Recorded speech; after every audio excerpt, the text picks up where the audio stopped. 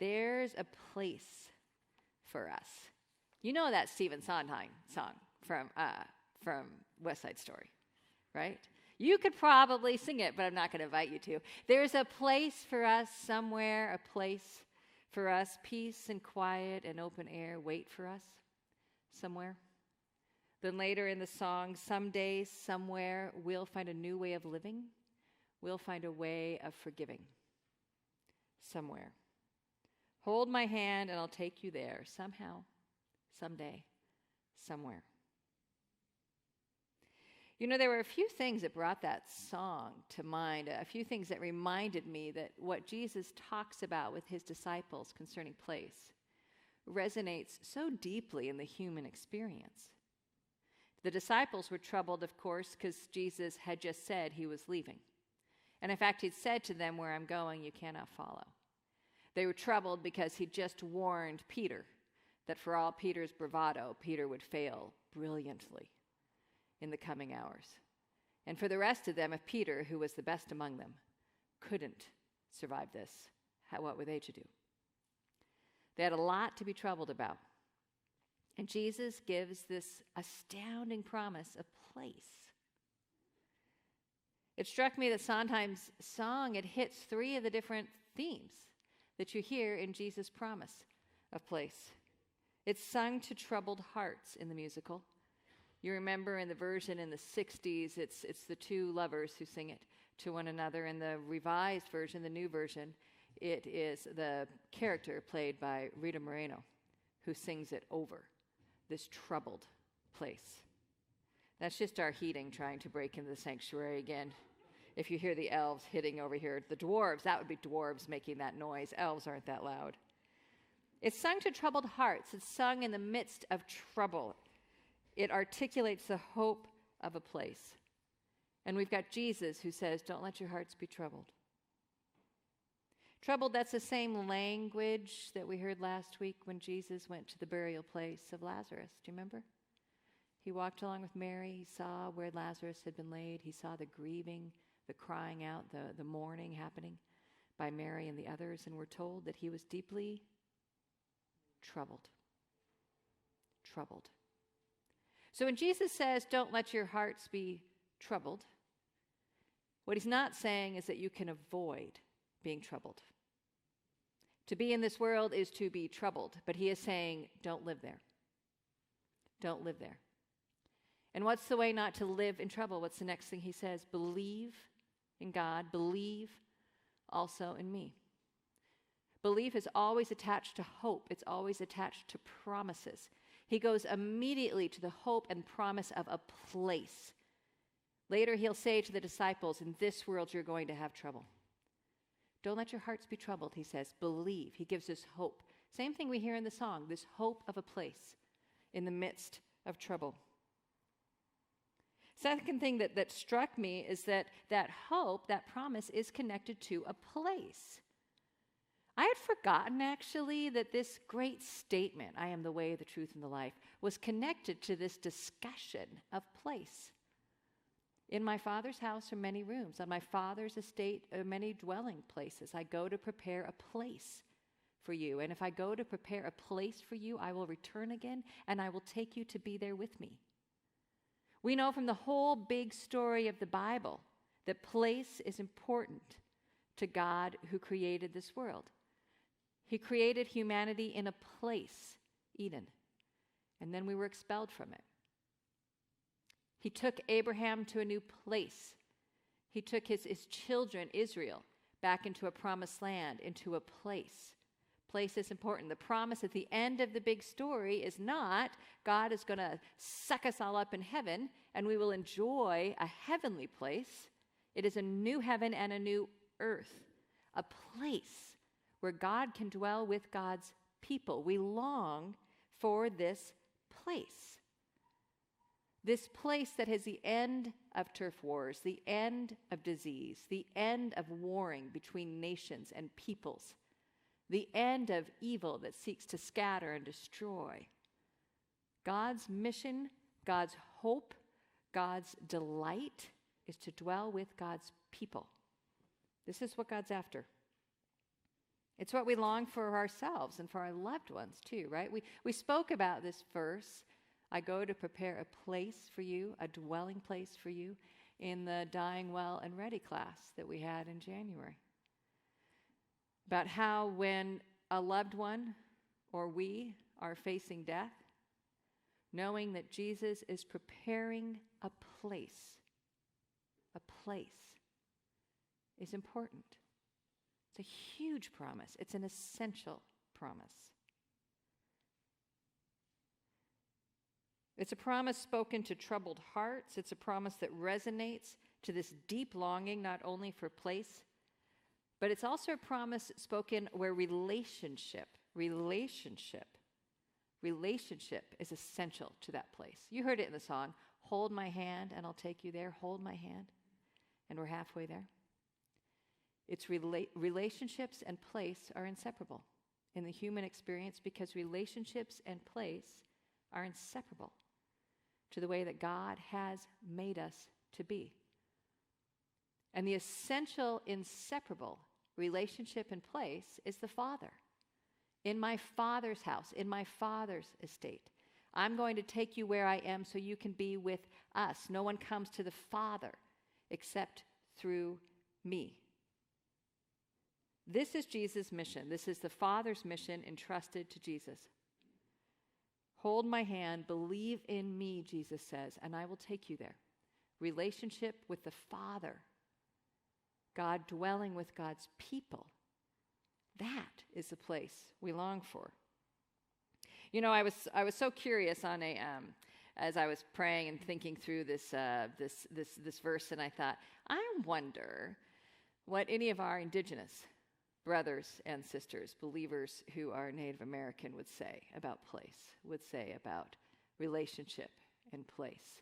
There is a man named Randy S. Woodley, the Reverend Dr. Randy S. Woodley. He is a professor at George Fox University in Portland. He is a recognized Cherokee descendant of the United Kitowa Band of Cherokee Indians, and his wife, Edith Woodley, is a member of the Eastern Shoshone tribe. And he's written about place and shalom. One of the things he writes is this: place is concrete, time is abstract. He makes the observation that as Westerners, Western Europeans, we are much more focused on time than place. We can remake ourselves anytime. Place, he writes, is concrete, time is abstract. Land-based, place-oriented peoples are bound more to a place as a basis for their identity. Place is primarily a relational concept. When the Creator made our world, He was creating the place for relationship between God and all creation. God always gives the good news of the welcoming desire for relationship in a particular place. It is common for indigenous peoples to understand the primary emphasis of God's love in terms of place. And as a result, according to relationship in a particular place, the context of relationality as it relates to place already exists in indigenous peoples' own stories. Place is primarily a relational concept. You know, it's interesting because when we move along from place to place in our lives, and particularly in the States, you know, we have certain place markers, place holders we expect ourselves to be hitting. Graduate college, their events, graduate high school and go get a job, join the military, or go to college. Get your home, start your family, get your second home so you can retire, have these things, right? We move along and we have these various place markers, placeholders. And the church kind of participates in all this. And then you hear Jesus talking about, you know what you're moving towards? The Father. The Father. And He'll meet you in this place. He'll meet you through me in this place. The point is to journey to the Father. The point is to know the Father to whom you're making a journey. The point is to be so at home with the Father, any place that you are, that when He takes you to His place, you're at home there. You know how to be there. Place is a relational concept. and you know the way, Jesus says. But Thomas, thankfully for us, misses it. I love Thomas. I have to take a little sidebar here, okay? Because I think there's a lot of people in the church that are like Thomas, and you sometimes get a bad rap. Because the Thomases are real concrete. The Thomases, they're like the engineers, right?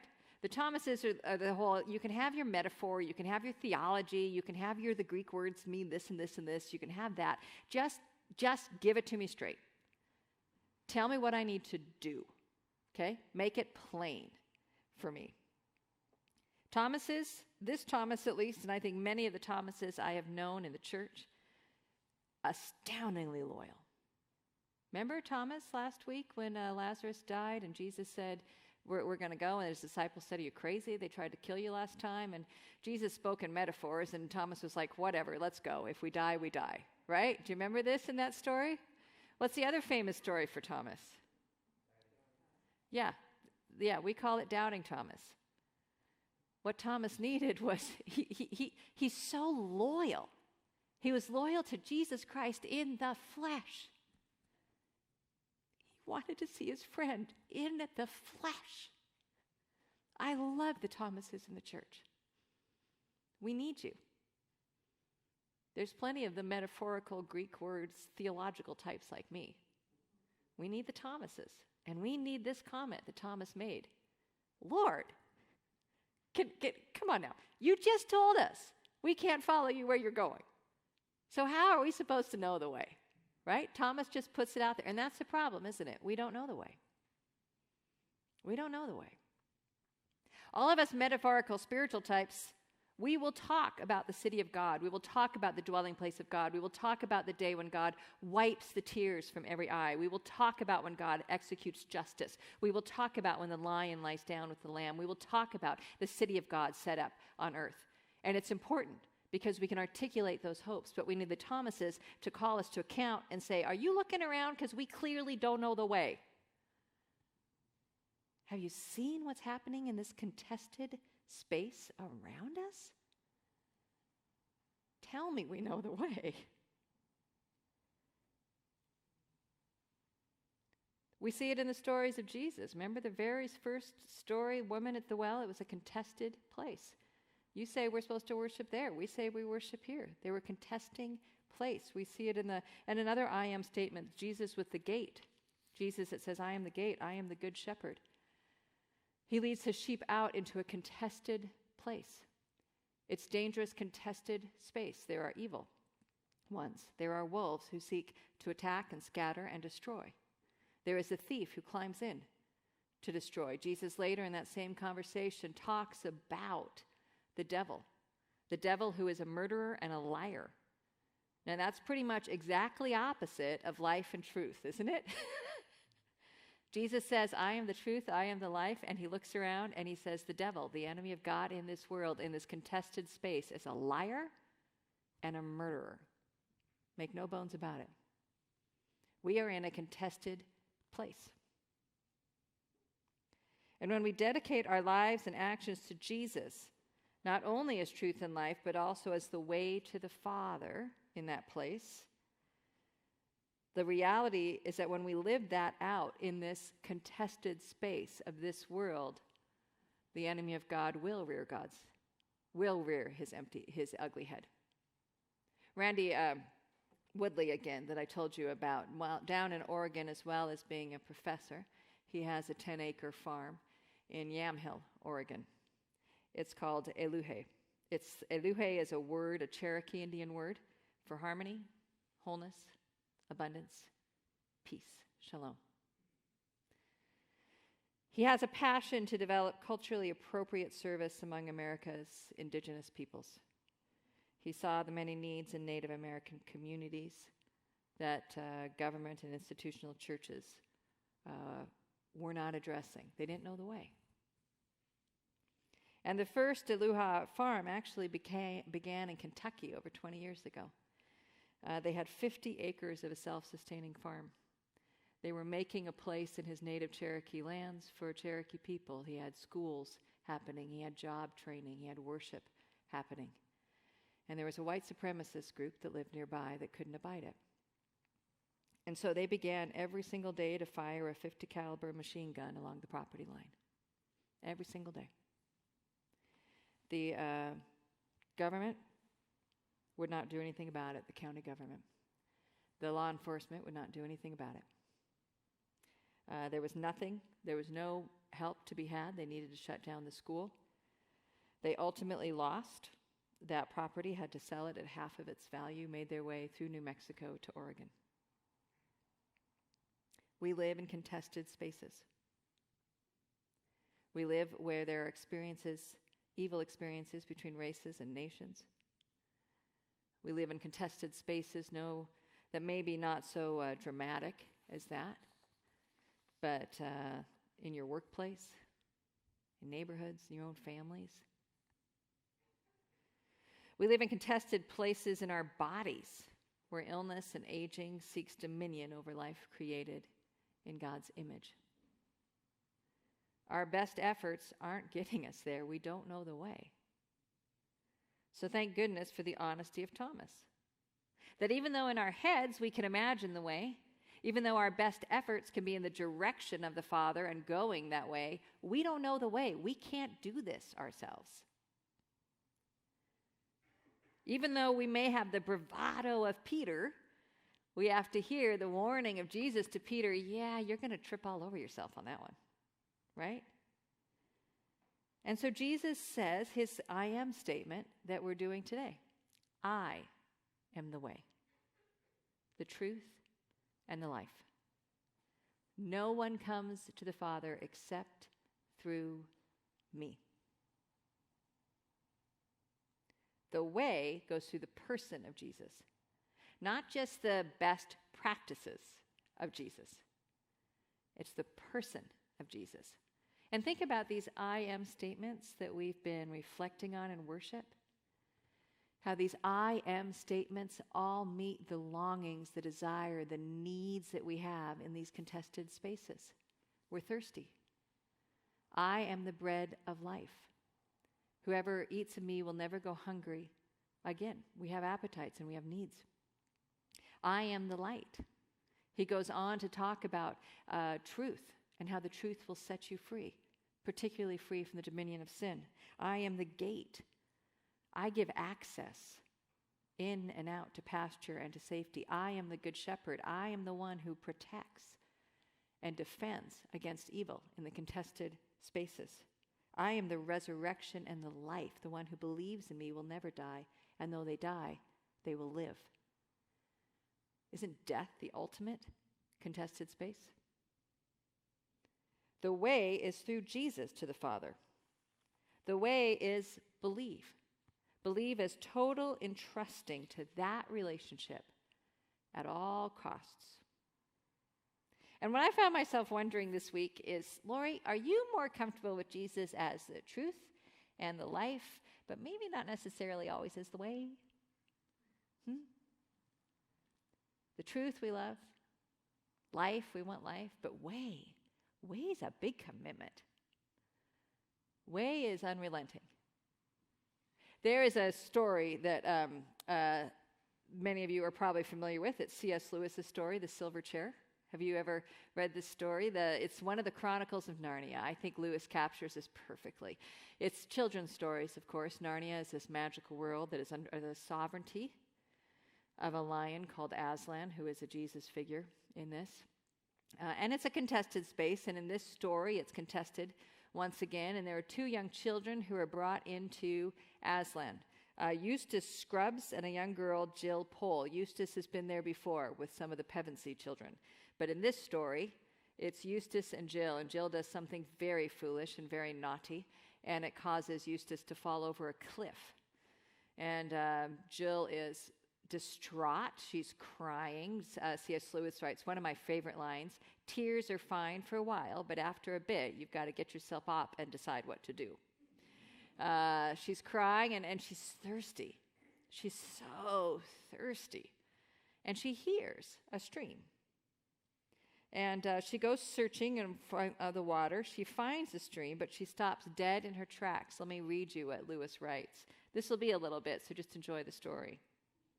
But although the sight of water made her feel 10 times thirstier than before, she didn't rush forward and drink. She stood as still as if she had been turned into stone with her mouth wide open. And she had a very good reason. Just on the other side of the stream lay a lion. It lay with its head raised and its 2 forepaws out in front of it like the lions in Trafalgar Square. She knew at once that it had seen her, for its eyes looked straight into hers for a moment and then turned away, as if it knew her quite well and didn't think much of her. If I run away, it'll be after me in a moment, thought Jill. And if I go on, I shall run straight into its mouth. Anyway, she couldn't have moved if she had tried, and she couldn't take her eyes off it. How long this lasted, she could not be sure. It seemed like hours, and the thirst became so bad that she almost felt she would not mind being eaten by the lion if only she could be sure of getting a mouthful of water first. If you're thirsty, you may drink.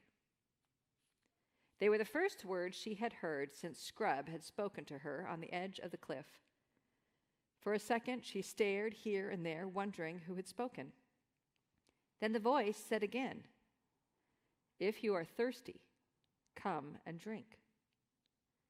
And of course she remembered what Scrub had said about animals talking in that other world and realized that it was the lion speaking.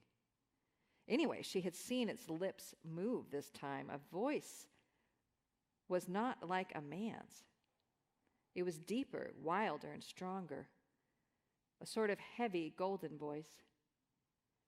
It did not make her any less frightened than she had been before, but it made her frightened in a rather different way. "Are you not thirsty?" said the lion. "I'm dying of thirst," said Jill. "Then drink," said the lion. Would you mind going away while I do?" said Jill. The lion answered this only by a look and a very low growl. And as Jill gazed at its motionless bulk, she realized that she might as well have asked the whole mountain to move aside for her convenience. The delicious rippling noise of the stream was driving her frantic. "Will you promise not to do anything to me if I do come?" said Jill. "I make no promise," said the lion. Oh, Jill was so thirsty now that without noticing it, she'd come a step nearer. "Do you eat girls?" she said. "I have swallowed up girls and boys, women and men, king and emperors, cities and realms," said the lion. It didn't say this as if it were boasting, nor as if it were sorry, nor as if it were angry. It just said it. "I daren't come and drink," said Jill. "Then you will die of thirst," said the lion. "Oh, dear," said Jill, coming another step nearer. "I suppose I must go and look for another stream then." "There is no other stream," said the lion. It never occurred to Jill to disbelieve the lion. No one who had seen his stern face could do that, and her mind suddenly made itself up. It was the worst thing she had ever had to do, but she went forward to the stream, knelt down, and began scooping up water in her hand. It was the coldest, most refreshing water she had ever tasted. You didn't need to drink much of it, for it quenched your thirst at once. It quenched your thirst at once. The story goes on with Aslan the lion calling Jill closer to clarify both her failure and her mission. I love Lewis's description of this encounter between Jill and Aslan. I love the description of Aslan's voice. It did not make her any less frightened than she had been before, but it made her frightened in rather a different way. Isn't that the truth of Christian faith? The fear of the Lord? Isn't it part of the challenge that even though we know that the way is Jesus Christ, there is an authority in this statement that frightens us? We love the first part of this passage. I'm going to prepare a place for you. I'm going to come and get you.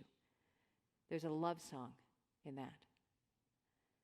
And then the second part, there is no other way to the Father except through me. This is authority. It's fair enough to sing, hold my hand and I'll take you there. But if you don't have the power to do it, it's an empty promise. When Jesus says, do not let your heart be troubled, believe in God, believe also in me, it's not simply a comfort, it's also a call to submit to the authority of Jesus as the full representative of God the Father, and God the Father as the full sovereign of this contested space. Jesus is the center and authority of our worship and our ways. And whenever we as the church have sought to move around Jesus, asked him if he could maybe just move aside so we can go on our way, we found ourselves as individuals or as people very, very lost. The truth is there is no other stream and no other source of life. The way, the truth, and the life is a wholehearted call to commit our ways wholeheartedly to the person of Jesus Christ. And given that we don't know the way, we need worship and fellowship that keeps us focused on the promise of a place to come, that keeps us resolute on Jesus as the way, that keeps us honest and not self-deceptive about living in his truth and in his life. Let's pray.